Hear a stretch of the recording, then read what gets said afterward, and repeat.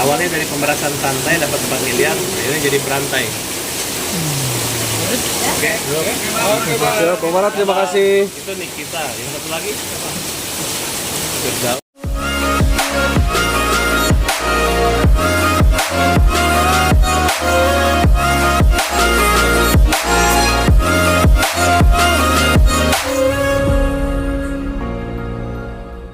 Ya.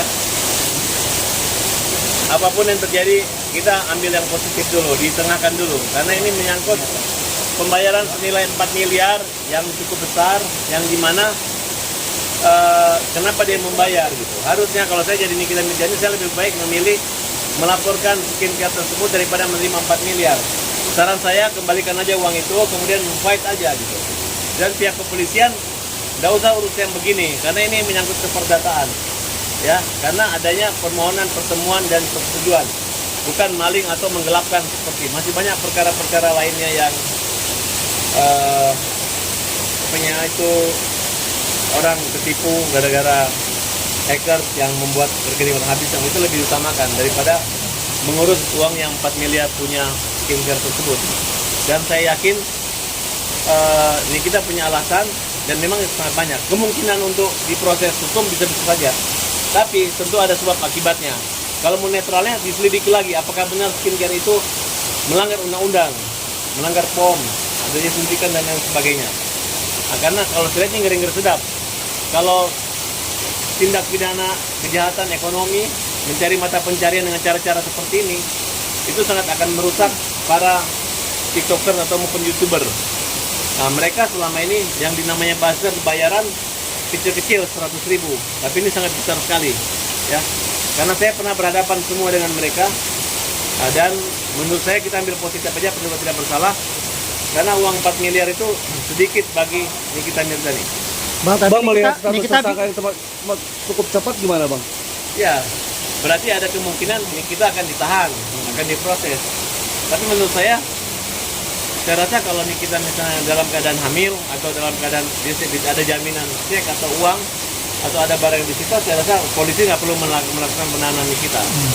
Karena biar bagaimanapun kita harus hargai Nikita bahwa Nikita itu adalah korban di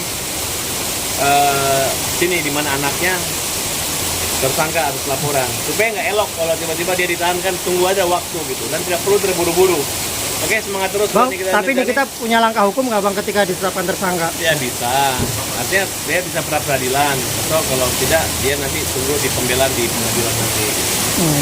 Tapi menurut Abang uang 4M dikembalikan bisa selesai? Oh, bisa, ini kan itu kan endorsement dan dia malah dapat keuntungan.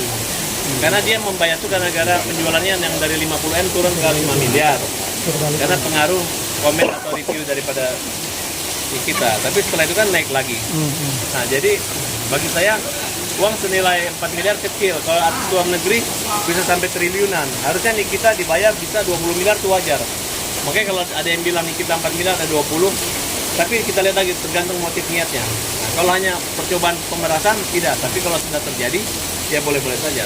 Bang, tapi Abang melihat kronologi kejadian, Hanya ada menganalisis satu kalimat yang kurang. Harusnya ketika menerima ada surat pernyataan, tidak ada tekanan, kesadaran dan sepakat.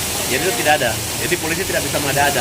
Kalau ini abu-abu lah gitu, tergantung polisi. Kalau polisi yang bijak, dia pasti bisa mengerti ya restoratif justice, solusi mediasi yang kita harapkan.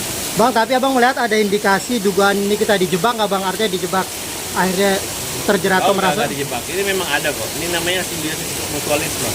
Cuman mungkin kelewatannya nih kita mungkin minta lagi atau minta nyampain ke yang lain atau apa kan gitu. Ibaratnya ini adalah pemerasan berantai lah gitu.